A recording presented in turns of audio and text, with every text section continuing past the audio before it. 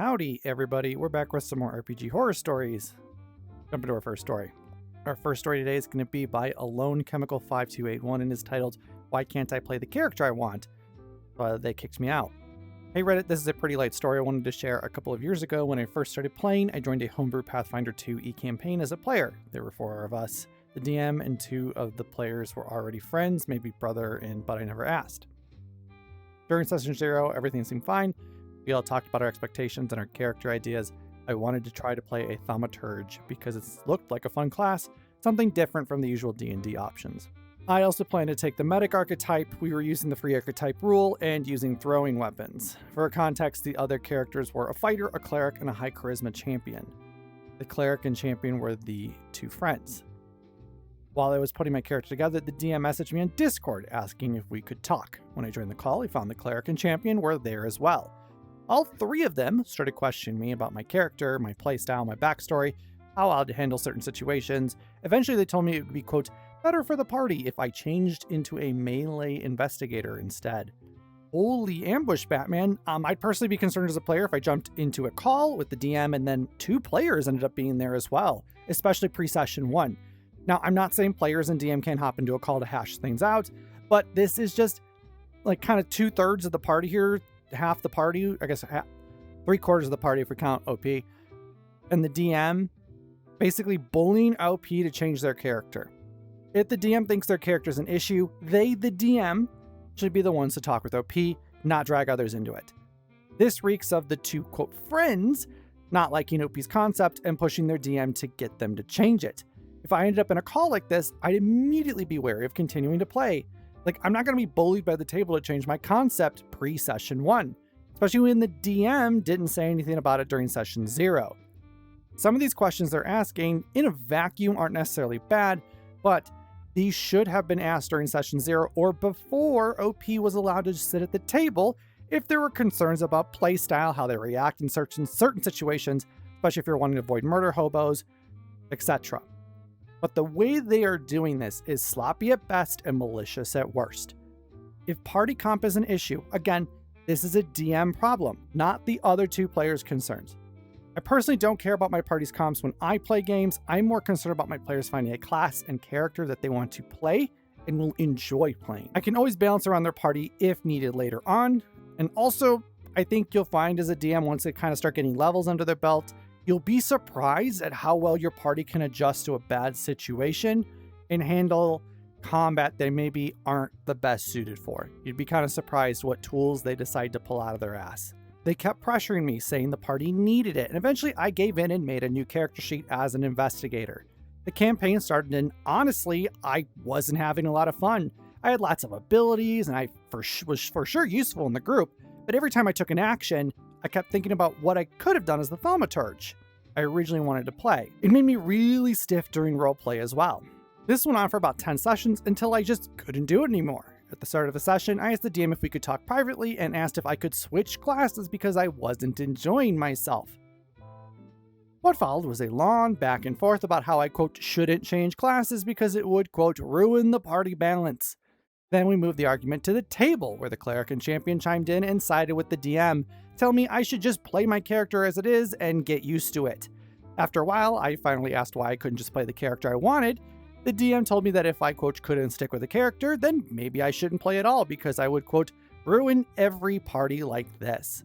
Okay, good on OP for bringing this up to their DM. They needed to.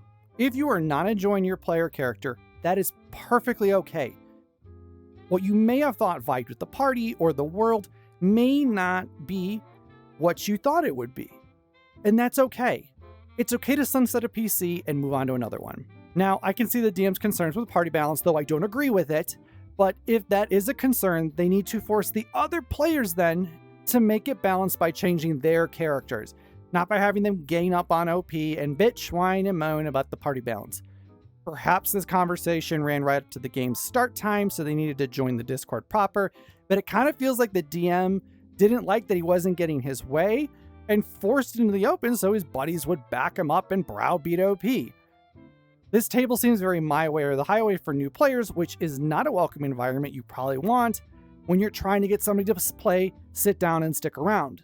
Now, good on OP for deciding to leave. And I'm going to tell you now, sticking up for yourself like this and playing the character you want to play is not going to ruin every party you join. Because not all parties are like, okay, we have to have a fighter, we have to have a wizard, we have to have a cleric, we have to have a bard. Like, not all parties are like that. Some of them want to do wacky crap, or they're all the same type of person. They're all fighters, or you're all wizards or something. Or it's just, I feel like most, you kind of just pick whatever the hell you want. Like, yeah, there might be some conversation around the table if you have like talking character concepts in sessions there where you're like, you know, hey, I'm thinking of doing a bard. Somebody's like, hey, I want to do a wizard. Somebody's like, hey, I want to do a cleric or something, or a druid. And then you're kind of like, you know, maybe that last guy's like, well, I was thinking about doing a ranger, but I also do want to make sure we have a tank. So I kind of have an idea for a tank, and maybe I'll do a tank.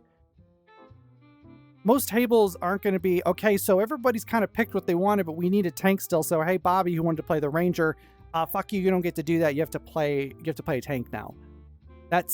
There might be conversation back and forth about how, hey, for a more balanced party, we might want to do this. But most tables are not going to be like, hey, Bobby, bud, if you don't suck it up and play a tank for 2 years that you don't enjoy playing, you're out. No, it's not like that. They said it would be better if I just left the group, and so I did. This all happened when I was a newbie player and I didn't really know how to stand up for myself. It actually made me take a break from TTRPGs altogether, but now when I DM, I make sure every player gets to play the character they want, optional or not, because I want them to have fun too. Now, I'm glad this didn't ruin games for OP here. I hope they do get to play that Thaumaturge one day. I liked how this served as a lesson for them, for their future players, though don't be afraid to make sure you have limits in place when your players ask for stuff. Like, I want my players to enjoy the game, but also we need to make sure things are balanced.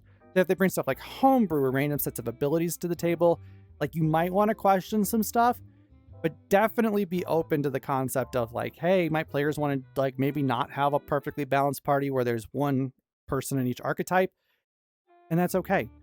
It's okay to have everybody not be that. Alrighty, if you guys haven't yet, please do check me out at twitch.tv/vandavy. Links are in the description down below. Would love it if you followed me there. I stream throughout the weekend on the weekends. I play a variety of games. I paint and build Warhammer minis. I would love to hang out, chill, talk, whatever. Links are down in the description. Next story, though.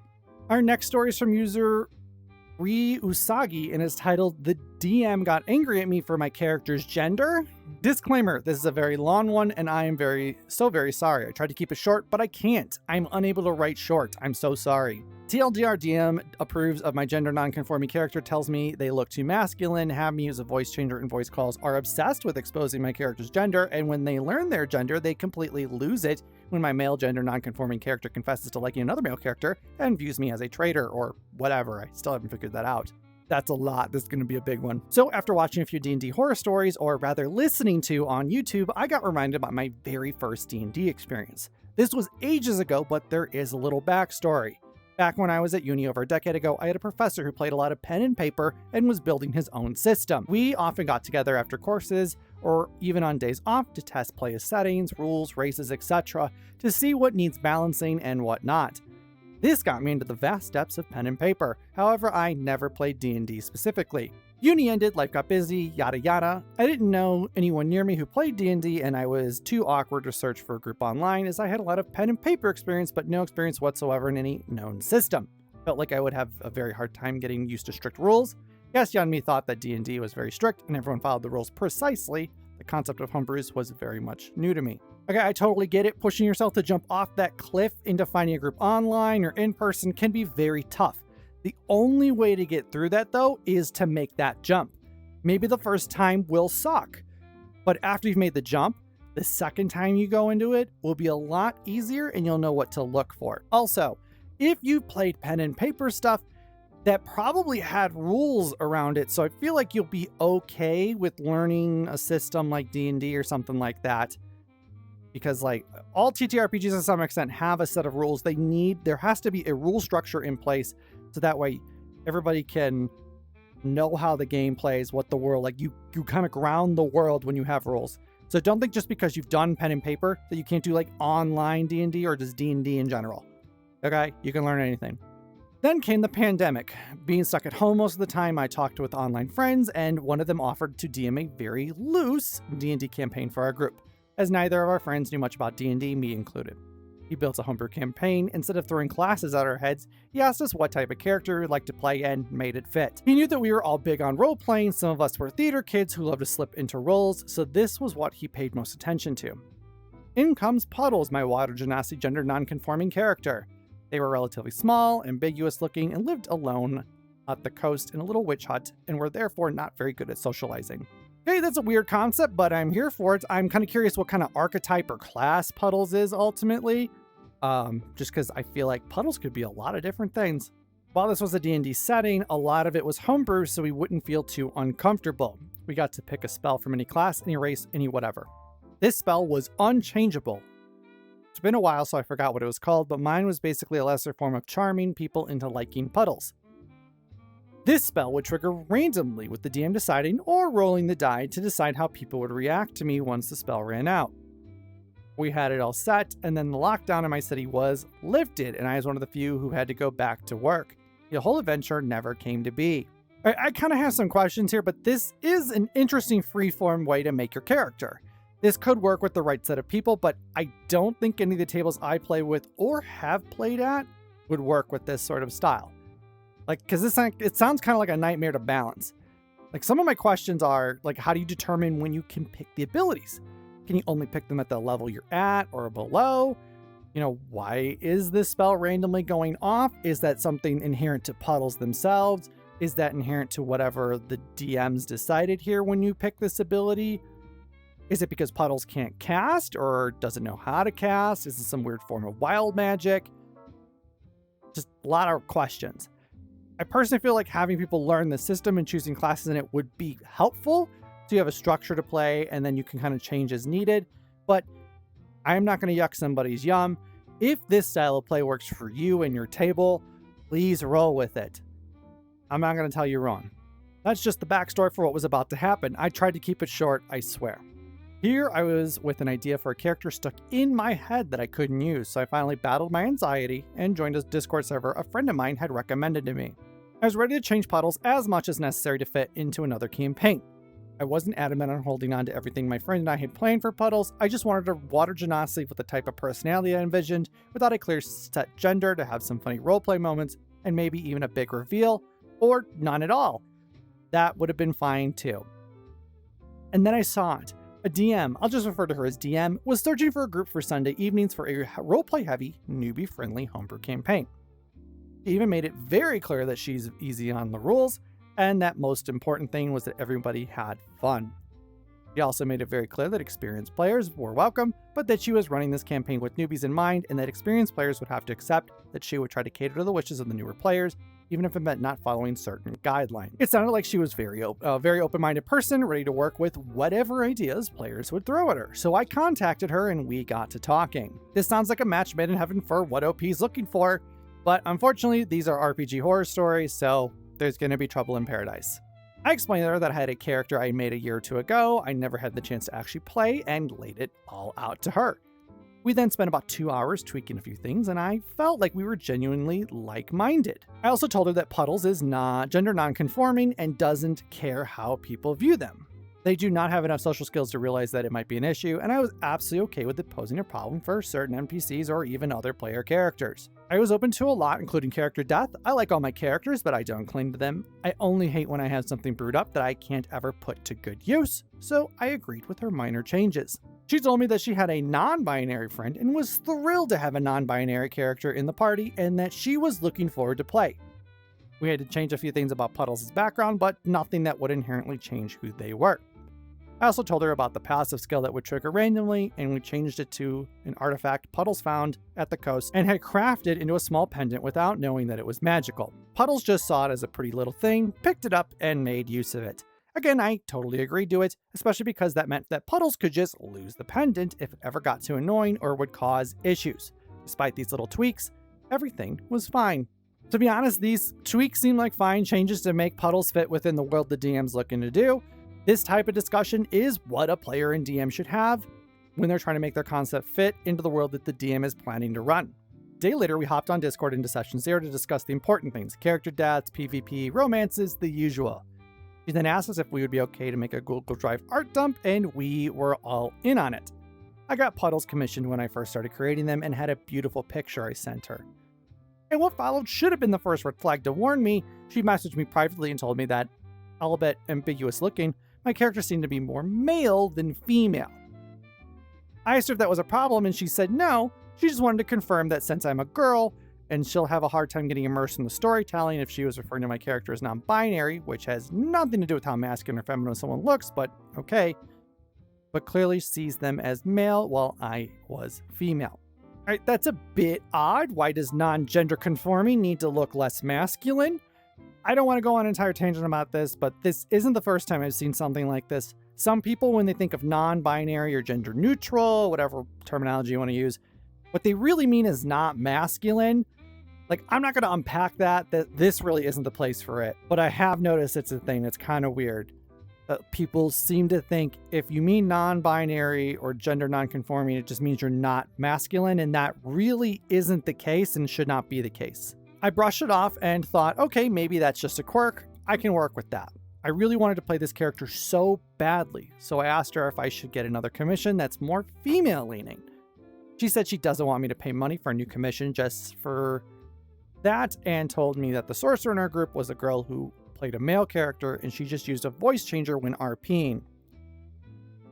I figured that would actually be fun to try out and got in contact with the sorcerer. That lady, my god, she had the patience of a goddess, and I came to appreciate her a lot during the campaign. If you ever read this, I love you. She helped me set up everything for the voice changer, helped me pitch my voice so that it was ambiguous and fitting my character, and we talked about random stuff.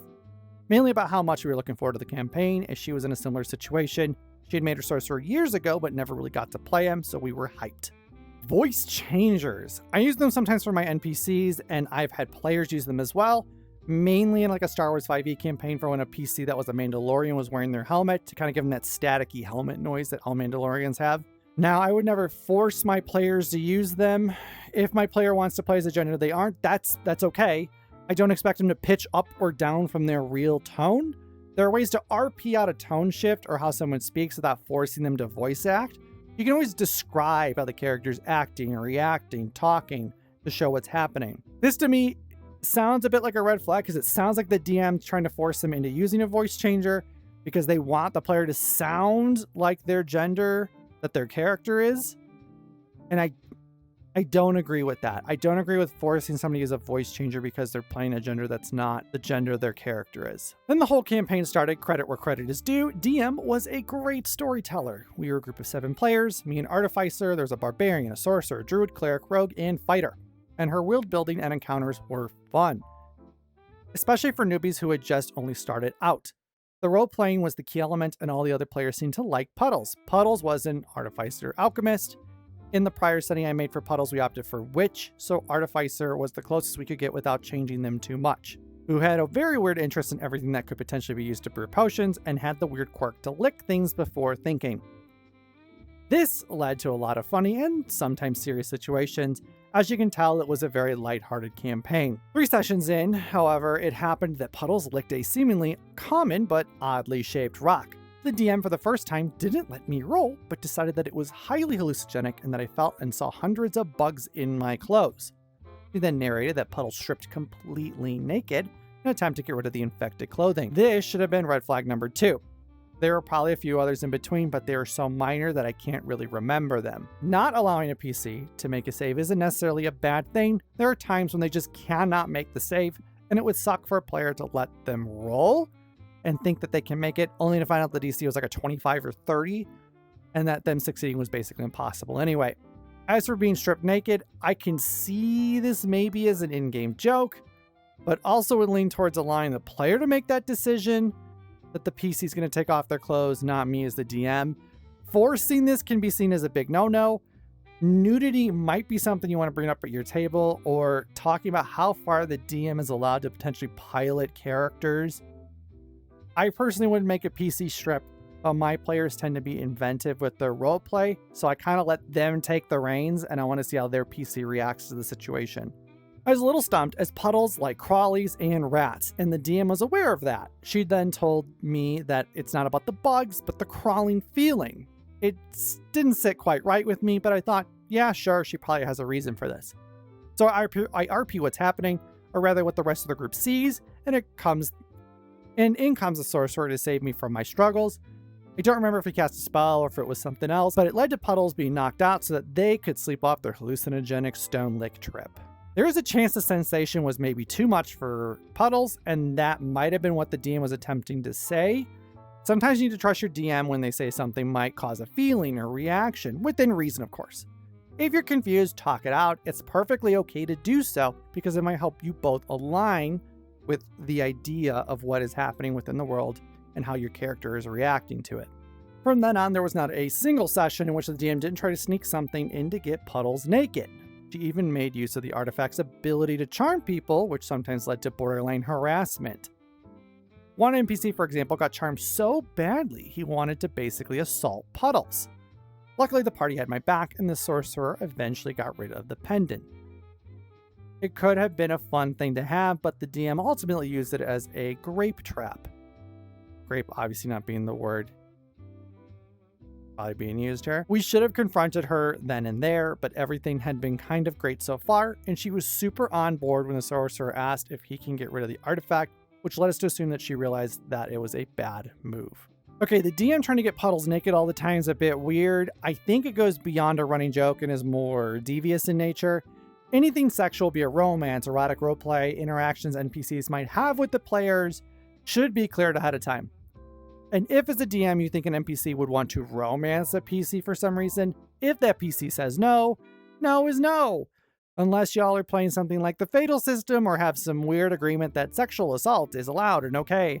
Which, if you do, I guess you do you. Now, I'm glad the other players / PCs are stepping in, as this is not okay. A conversation might need to be had about the use of sexual themes in this campaign. At some point a few sessions in, she asked me what gender Puddles actually was, and I told her I don't know, because I really didn't. I thought I would just go with the flow and eventually decide when I needed to, or when the story would lead me to a natural discovery of their gender. She simply replied with, okay. Well, I should have seen it coming. From that point on, she tried relentlessly to get me into situations where Puddle's gender would be revealed. It was like once every now and then, but after this conversation happened multiple times in one session. Other players even caught up to it, and Sorcerer, Druid, and Barbarian asked me if the DM and I were planning something, because they kept getting in the way and started to feel bad about potentially ruining what was supposed to be a big planned reveal, and I told them that I had planned absolutely nothing. Good on the other players for asking so as to not potentially step on toes here. Bad on the DM for trying to force this conversation. If your players want a gender-neutral PC, let them have it. And let its gender be unknown if that's their thing. Who gives a shit? Just roll with it. At this point, it felt kind of violating. For some reason, the DM really wanted to know what was in my character's pants. When session 10 or 11 rolled around, I was kind of worn down from the constant attempts of the DM and told her that Puddles was indeed male, but to keep it between us, as I wanted other players to still feel curious about it. She promised not to tell anyone. An hour later, Sorcerer wrote me and told me that DM kind of announced it to everyone that Puddles was male.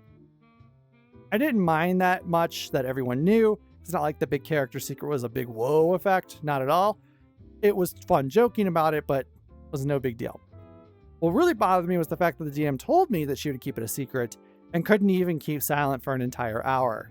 Okay, the DM shouldn't be giving that much of a shit if your PC is gender neutral and you aren't describing the biological bits under your shorts. They should not care. They are taking this to a weird sexual extreme that is going to continue to cause issues at the table. I get the vibe that the DM is secretly sexualizing. Well, not so secretly, I guess, in some cases. The PCs, maybe they're writing fan fiction or some bullshit after sessions, which if you're going to do, keep that to yourself, I guess. Not everyone wants erotica written about their characters. Lying to your players, though. Massive trust issue. The DM-player relationship is built on trust. That trust allows the DM to guide the story and have things occur and have your players be interested in them. If the players don't trust you to not cross boundaries, lie to them, etc., they are going to either leave or not be invested in the game. If she had told me that it would be It would make narrating easier or whatever. If she knew, I would have agreed to tell the others. Honestly, I didn't even need a reason. She could have just said, I want to tell them, and I would have said, yeah, sure, without feeling upset at all. But the lie got to me. Still, we had come so far, and though it had been a struggle to keep up with the DM's constant effort to get Puddles naked, it was a good campaign, and the players were just brilliant. We vibed so well. I didn't really want to lose that. And I also thought that now that she knew what was in Puddles' pants, she would just drop the whole thing. And seemingly, she did. There were some odd comments here or there, and she once got spooked when I entered the voice chat without the voice changer, telling me that she'd completely forgotten that I was a girl. But other than that, it was okay. Okay enough to ignore the occasional verbal slip-ups from her, but then came what ultimately broke the group apart, the romances. At this point, we were playing for almost 6 months, almost every Sunday, with sessions that lasted between 4 and 7 hours. Holy Toledo. Since we had agreed that romances were very much welcome, our barbarian and cleric got together. It was a very sweet thing. The barbarian was a massive man, and the cleric a cutesy kobold woman. They were always bickering in RP, so their romance was a constant push and pull, and was actually a lot of fun for the rest of us to witness. Yes, we were fangirling, leave me alone. Puddles and the sorcerer became kind of besties and found family, with the sorcerer constantly on Puddles' tail to make sure they won't die, licking yet another poisonous thing. And then there was our druid. He was a very calm guy in and out of character, but we could always hear the player chuckle in the background whenever something funny happened. The player sometimes had a hard time keeping his druid calm and stoic, but Puddles' antics eventually warmed the druid up. By this point, we all had a lot of contact outside of the group, shared interests, played games together, and Sorcerer, Druid, and I and the Rogue actually found a forum to RP. You know, creepy asterisk style. We didn't write as our D&D characters, though. This was solely reserved for the campaign, but we got comfortable with each other. I didn't really anticipate a romance with Puddles simply because I heard a lot of creepy stories before, but the offside RP showed me that we were all grown-ups who were perfectly capable of distancing ourselves from our characters, so at some point the Druid and Puddles got close in the campaign. It was a very are they, aren't they kind of situation, simply because Puddles was socially inept and couldn't read a room. As time went on, the Druid made pretty clear advances, but it flew over Puddles' head until Sorcerer told them that even a blind man can see that the Druid was interested, and Puddles had this adorable, oh really, I like him too moment. That's wonderful. I'm glad everybody seems to be on board with romances. They seem to be keeping it comfortable with everybody involved, which of course you want. Romancing in TTRPGs can be tricky as some players have trouble differentiating themselves from their PC, which is perfectly okay. We all pour a little bit of ourselves into a character. This seems to be in a comfortable place where romance can occur, but we're not actually acting out erotic fanfiction at the table. The moment I said that line, the DM disconnected from the voice chat. We thought something was up with their connection, so we waited it out and talked about this and that. Little did we know what was to follow. The wall of text she wrote me privately. She told me that she couldn't understand me as a player. First, I want to play a non-binary character, which was fine. Then I sent her pictures that look more male, which means it can't be non-binary character. Logistics? I also never said non-binary, but gender non-conforming. But I just rolled with it, which looking back was a mistake. She said that since she has a non-binary friend, she felt like I wasn't taking this seriously. She wanted to give me the benefit of the doubt that I'm just clueless and write a character like this because it's cool, but then she came to the conclusion that I snuck a male character into the campaign as a female player under the pretense of a non-binary character, and that this was already hard for her as she felt betrayed. She felt that I exploited her friendliness and openness. Knowing my character was male gave me some sort of calm back, but now she feels utterly upset and is afraid of me because it takes some special kind of psycho to pull off what I did. Okay, holy moly. Okay, that's a lot to unpack. Now, you can, as a player, play something or somebody that is not your gender or something that doesn't conform to our standard idea of genders. It's a fantasy world, play what makes you happy. Also, who cares if a male character is being played by a female? That's not an issue, and your character can be a male body character but not conform to male gender roles or identify with that gender. It's perfectly okay. Did DM think non-gender conforming or non-binary meant you can't romance people? Like, not wanting to be sexual is often associated with asexuality, not being non-binary. I think there's something wrong with the DM here. I personally think that they're mad that their attempts to get sexual or sexualized Puddles failed, but now Puddles is participating in a romantic relationship with another player, which would imply potentially them getting sexual with someone that isn't an NPC. And I think that hurts the DM's feelings. That's kind of the vibe I get here, but maybe I'm wrong. I was so lost. I still am to this day. I wrote her back that I'm sorry if I made her feel a certain way, but that I can't really follow her and what she's on about. She eventually wrote back that she's just had an anxiety attack because I made her so uncomfortable. She basically told me that she has trust issues and that I triggered her trauma by pretending to be someone I'm not. For the record, she knew from the beginning I was female, but I guess her definition of non-binary was a little far off. I've tried to make sense of it and haven't found a solution yet. I'm gonna be honest, I don't buy it. The DM had no issues with the sorcerer pretending to be a different gender.